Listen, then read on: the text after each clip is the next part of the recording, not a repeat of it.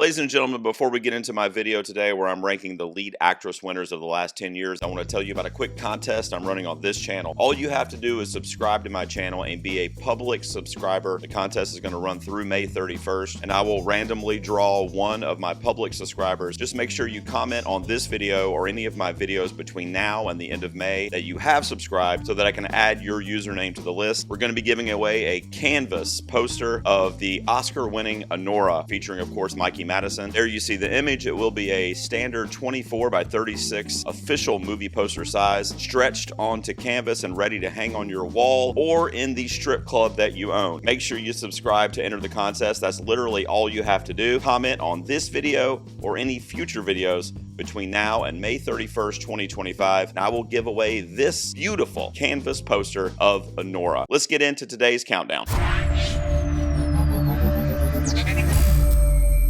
Ladies and gentlemen, welcome back to the garage. Gerald here with you, of course. It's time to do another ranking. This time I'm going to be giving you my top 10, as I would personally rank them, of the last 10 Best Actress winners at the Academy Awards. That would go all the way back to 2015 or the 2016 ceremony through to this year, which of course was the 2025 ceremony, featuring Mikey Madison winning that award for ANORA. And as you saw in my cold open, not only do I love that movie, I love it so much, I'm forcing it onto you guys, as I'm going to be giving away a full-size movie poster on canvas to one of you. All right, let's get into the countdown, starting with my number 10. Now, there are two actresses on this countdown that won twice, so it's actually going to be only 8 ladies that are being mentioned through the duration of this countdown, but I'm going to rank each of the performances. So I'm not giving you my ranking of these movies necessarily. My number 10, to start us off, is the first of 2 from Frances McDormand, and this is her role in Nomadland. When I did my Best Picture rankings earlier this week, Nomadland was, I think, around number 9 for me, so it's going to seem like I don't like this movie because I keep ranking it pretty lowly on these lists, but I do actually enjoy the film. It's not my favorite because of the lack of rewatchability for me. I don't know that I'll honestly ever watch this movie again. It is a very slow-moving, kind of melancholic character study, and also the study of these groups that are referred to themselves as nomads and just kind of roam the countryside, living from town to town in their car for the most part. And Frances McDormand fits right into this kind of eclectic group of folks. Now, I do hold a bit of resentment toward Frances McDormand. She's an absolute amazing actress, and I love her, and she has done a lot of great things. However, Carey Mulligan for Promising Young Woman was my favorite lead performance of this year, and that was my favorite movie of 2020 also. And there were even other performances that I preferred, like Vanessa Kirby and her kind of bursting onto the scene with Pieces of a Woman, and Viola Davis, of course, who is one of the greats from Ma Rainey's Black Bottom that year. I thought Frances McDormand was very serviceable in the role. I thought she did a great job. Obviously, she won the Academy Award for it, so it doesn't really matter what I think. And she had just won for another role a couple years before, which we'll talk about here shortly, that I thought was much better and had many more of those like Oscar moments. Whereas in Nomadland, it is a very quiet, subdued, subtle performance. And in looking at the nominees from that year, I don't think it's any shock to you guys. My vote would actually have gone to Carey Mulligan for Promising Young Woman. Her turn as Cassie in that movie was my welcome back party to the theater after the COVID pandemic and being off from not being able to go to the theater for like 8 or 9 months. So that would be my vote. But right here at my number 10 to get us started is Frances McDormand's first of 2 appearances on this countdown. My number 9 is going to be Renee Zellweger from 2019's Judy. So this performance by Zellweger was powerful, and it was the frontrunner all season, that award season. There were others in the mix that year that I definitely would have preferred, because what Zellweger has in this performance here, and we've seen it before, where it's like a pivotal, monumental performance, but it's in a very mediocre project and everything else around it is kind of stale. That's what this movie Judy kind of suffered from. You know, Rupert Gould does a great job at kind of telling this very snapshot story in Judy Garland's life when she's about to fall in love and marry who ends up being her 5th husband. So it's a very small kind of snapshot of her life at the latter part of her career already, and you can kind of see how it's really taken a toll on her, having to grow up in that public eye in the Hollywood kind of life for so long since she was a child. And not only that, being possibly the most famous child actor ever, with the exception of maybe Shirley Temple. I love Zellweger's performance in this, and I love how committed she was to kind of capturing the elder Judy and how she's kind of on her downward trend in her career. But the movie itself, I was not a huge fan of, and because of that, it brings it down just a little bit for me, because aside from Zellweger's performance, there's not a lot else that I take away from the film Judy. This is going to sound bad, but in looking at these nominees from the 2020 Oscars, I would literally pick anybody over Zellweger. Even though I didn't hate her performance, I just prefer the other 4 that got nominated in this category, as you've seen on the screen there. But for me, my winner would have to be Saoirse Ronan for Little Women. Mainly because I'm sitting here going, Saoirse Ronan does not have an Oscar yet. My number 8 will be Jessica Chastain from The Eyes of Tammy Faye from the 2022 Academy Awards. Now, this was a very weird Oscars year for the lead actress race specifically, because it was kind of a hodgepodge of nominees, and the precursors leading up to the Academy Awards were so scattered and so all over the place that some actresses that got like BAFTA nominations didn't show up anywhere else, and some that got SAG awards ended up getting BAFTAs but not Oscars. And it was so mixed up from what a traditional Oscar season will tell us. And then we get to the Academy Awards, and Jessica Chastain swoops in to win for The Eyes of Tammy Faye. It was a bit of a divisive win, but I love her, and I think Hollywood typically loves her as well, and she's thought very highly of. And the reason it connects with me personally is because I knew Tammy Faye Bakker. I didn't know her like we weren't friends, but when I was working bartending and doing restaurant service work shortly after my college life in Charlotte, North Carolina, she would come in with her friends almost weekly at like Sunday brunch. And I would wait on her and her friends many, many times. We knew each other by name. She would call me by name. So I only really saw her at my work once or twice a month, but I just kind of like got to know her from waiting on her. And to see this version of her kind of brought to life was really kind of surreal for me, frankly. So to see it put on screen here by a brilliant performance by Jessica Chastain really spoke to me, because I did have that kind of personal connection to it. Finally, and of course, it's not the only time, I realize that, but it is a rarity that Hollywood is telling the story from the female perspective, from the woman's point of view. Because a lot of times, traditional Hollywood, this would have been a Jim Bakker biopic, and Tammy Faye would have been the wife figure, the one that, is butting heads with him, or is trying to give him advice, or is cheating on him, or whatever, and playing that kind of secondary wife supporting person to the main male icon that we're lifting up. And finally, we get a story here, one of very few, like I said, where it flips it and it's really focused on her. And now it does focus on them as a couple and their relationship, but the ultimate narrative and the ultimate goal of the film is to show us the world through Tammy Faye's eyes. Now, the only other performance in this category that ended up getting nominated that I would prefer would be Kristen Stewart from Spencer. She was my number 1 performance that whole year, and that was actually ended up being my number 1 film that year. So Kristen Stewart would have gotten my vote, but Jessica Chastain, being as she is the winner, ranks here at my number 8. My number 7 is going to be the second Frances McDormand role in the top 10, and that is her role in 3 Billboards Outside Ebbing, Missouri. Obviously the first of 2, as we recently just spoke about, Nomadland. I prefer her Oscar-winning role here in 3 Billboards because of the animated factor involved. She is a mother dealing with grief, dealing with wanting justice, being a justice seeker, and she's going to extreme lengths for her family. And that's something that I think all of us, particularly parents, can relate to, and I do. And I love the kind of fearless approach to this character, not only that McDormand gave in the portrayal of Mildred Hayes, but also in Mildred herself as a character, and how she is just like, fix this. And until you do, I'm going to put you on blast. It's a good movie from a filmmaker, Martin McDonagh, that I really, really enjoy all of his films. And like I said, of the 2 performances that we're talking about with McDormand, this one is my favorite of the 2. It still ranks a little bit lower for me, because you'll see there's some powerful ones coming up that are some of my favorite in the last decade period that we're going to be getting into here shortly. But right now, McDormand for 3 Billboards is at my number 7. Saoirse Ronan, there she is again for Lady Bird. I'm so tempted to give her my vote, but I just gave it to her for Little Women. So I tell you what, I think that probably the best performance among this group, honestly, is probably Margot Robbie for I, Tonya. her turn as Tanya Harding. You know, it's always interesting to me when an actor can really make you sympathize with a misunderstood, kind of unsavory character in the public eye and make that person human. And Margot Robbie does that in spades with I, Tonya. All right, going back just one more year for my number 6, and that's going to be the first of 2 from Emma Stone. La La Land at my number 6. This is a weird situation. This kind of proves my criteria that I gave you at the top of the countdown, because La La Land is arguably my favorite movie. Definitely one of the top 2 or 3 movies that are being mentioned on this list. But this is not my favorite performance.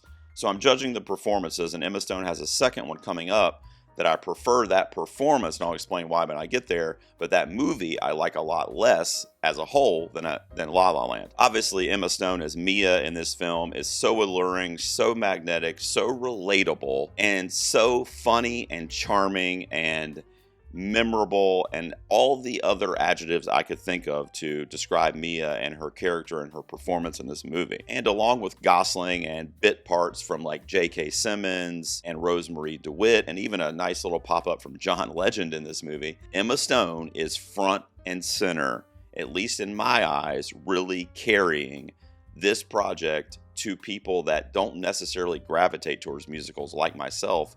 We're so attracted to the story and the characters, most notably Mia for me personally. We match up here.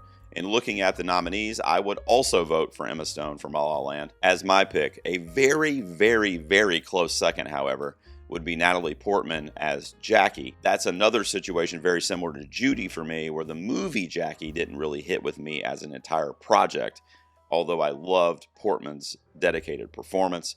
But my vote would match up with the Academy finally. Geez.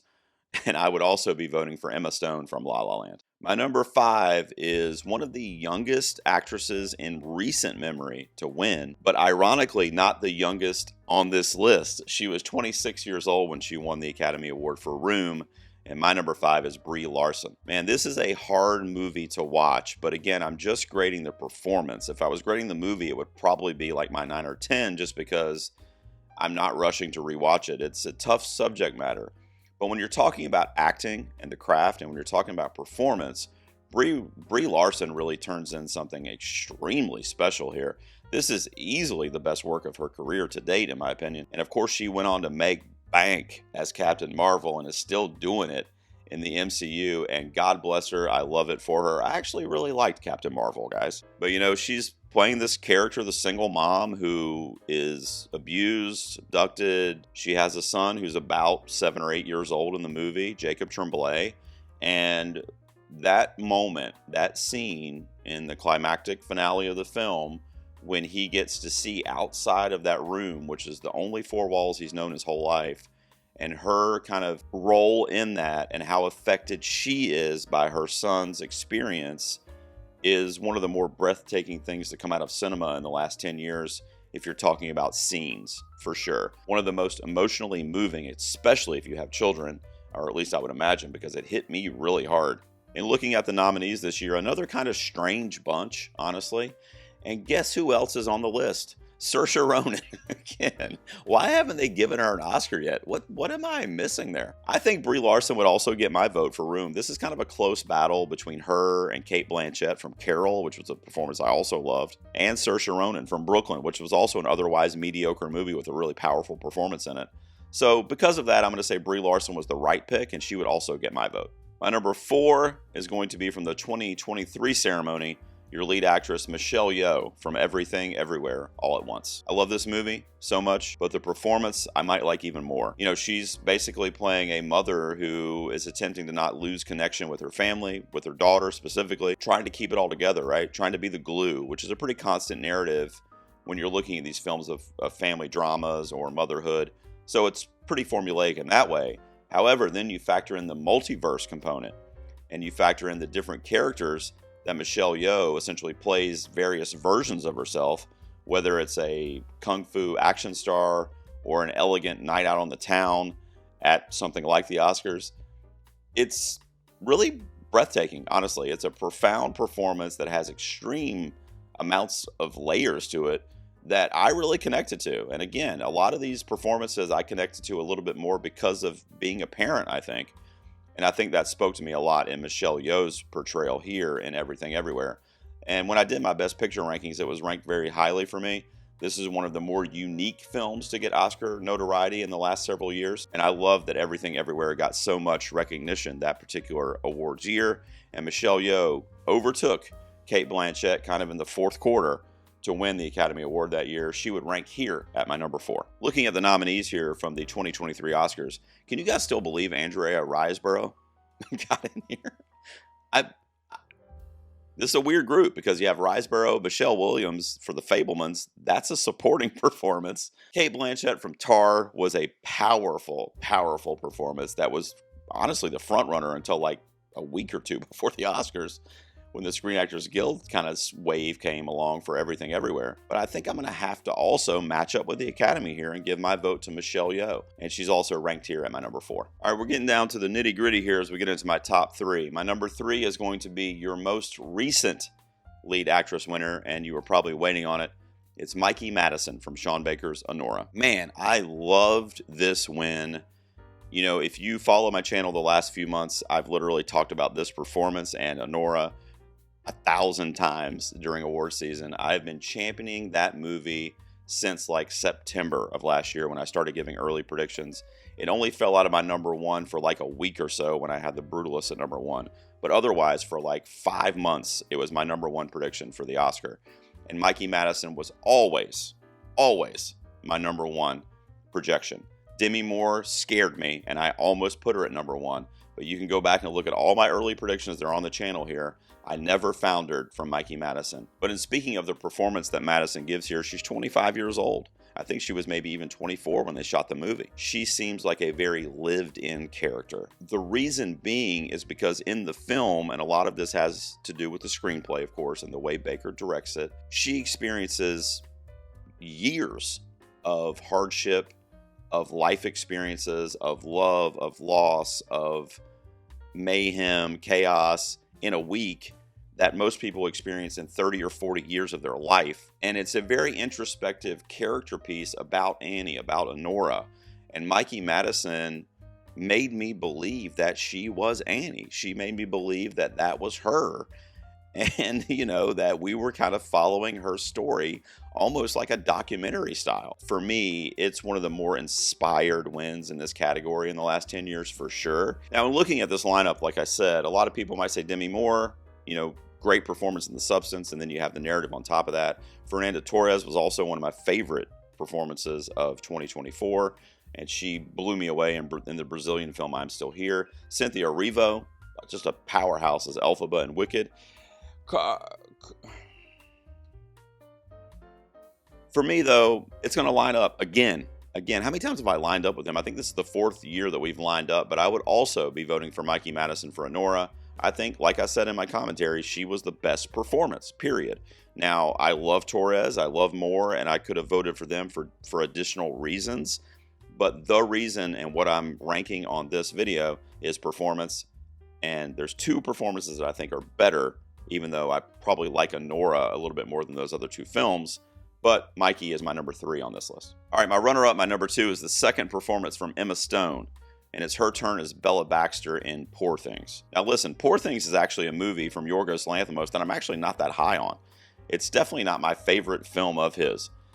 Not anywhere close, frankly. I didn't hate the movie, but I was just kind of uncomfortable with it. It was an awkward watch for me. I've seen it a couple times.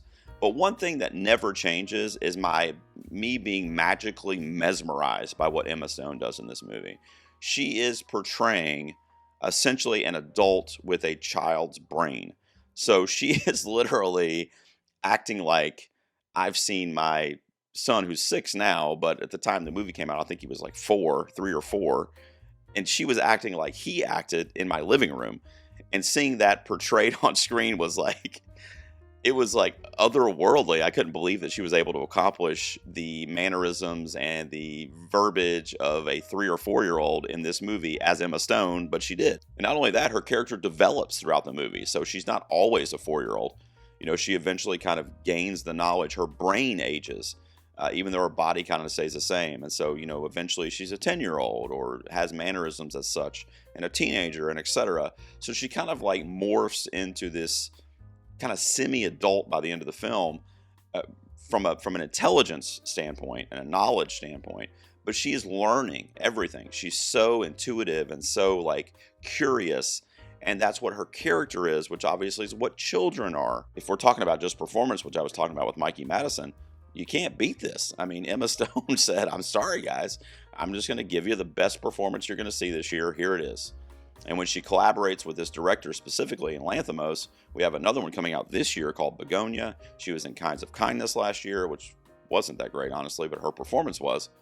But she absolutely slayed it in Poor Things. Now, and everything that I just told you would lend you to believe that I'm going to vote for Emma Stone in this category as well, which is true. Emma Stone would very easily get my vote. We line up again, which I think is the 5th time that I've lined up with the Academy here, which I didn't realize they did this well in this category the last decade. But I guess I agree with them for the most part. So I would also vote for Emma Stone here. I did not like the Annette Bening nomination. Sorry, it didn't belong there. Carey Mulligan I love, but you didn't need her here for Maestro either. I did like the Sandra Hüller nomination, and I did love Lily Gladstone, even though I think she could have been in supporting, and that would have made a lot more sense.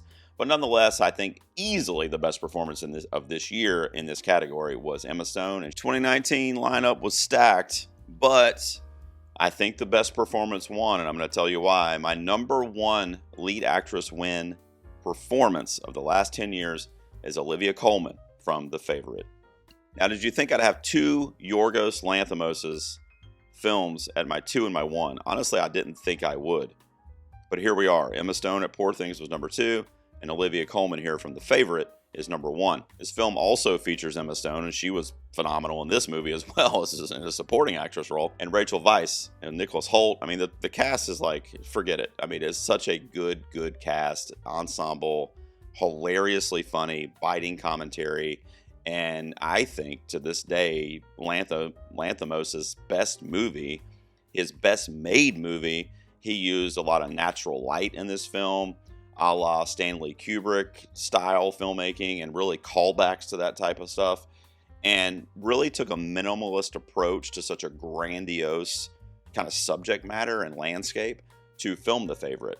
And at the center of it, you have Olivia Colman as Queen Anne. Now, Queen Anne is a very tragic figure in English history. She was a queen during the 18th century, but she's more famous kind of for losing several children in childbirth or shortly thereafter. I believe she had 17 children or was pregnant 17 times, and none of them survived past childbirth. They were either stillborn or miscarriages or died shortly thereafter being born. Obviously a tragic thing to live through once, but let alone 17 times. So what Olivia Colman does in this film that was honestly a magic trick is that she takes such a tragic, kind of tortured past and puts in elements of dark comedy, and like somehow we're never like at rock bottom, like, oh my God, I'm so depressed by all these miscarriages and this and this. Like her performance elevates the material to where you focus on her and her journey, and it's almost like a subtext to what's actually happening, which is essentially her relationship to Emma Stone, who's newly arrived at the castle. But I love The Favorite. It's been one of my favorites. See what I did there? For a long time, and Olivia Colman is my favorite lead actress win of the last 10 years. Maybe a surprise. So in looking at the nominees, I think it's a no-brainer that my vote would also go to Olivia Colman. Now, the other one that I considered maybe would be Lady Gaga in The Star is Born, because ironically, had she won for A Star is Born that year, that probably would have been my number 1 on this list. So this is a very powerful lineup, because you also had Glenn Close and The Wife, who talk about having a narrative. Jesus, we still haven't given her an Oscar, guys. But for me, it's Olivia Colman. She would have gotten my vote if I were an Academy member, and she's also my number 1 on my list of Best Actress winners of the last 10 years. All right, guys, don't forget to enter the contest for the custom ANORA poster on canvas. It'll be ready for you to throw on your wall or in the VIP room at your strip club. All you have to do is subscribe. Make sure you are a public subscriber so I can verify it. Comment on this video or any video between now and the end of May. And that was my rankings for the Best Actress winners of the last 10 years. The next one I'm going to do in this series is going to be for lead actor. So I'll be ranking probably next week at some point the 10 lead actor winners of the last 10 years, 10 to 1 the way I would rank them. Make sure you subscribe and tune in for that. And thanks for watching this video. Let me know what you thought down below. Who is your favorite lead actress winner of the last 10 years? I would love to know in the comments. And thanks for tuning in. I'll see you out here next time in the garage.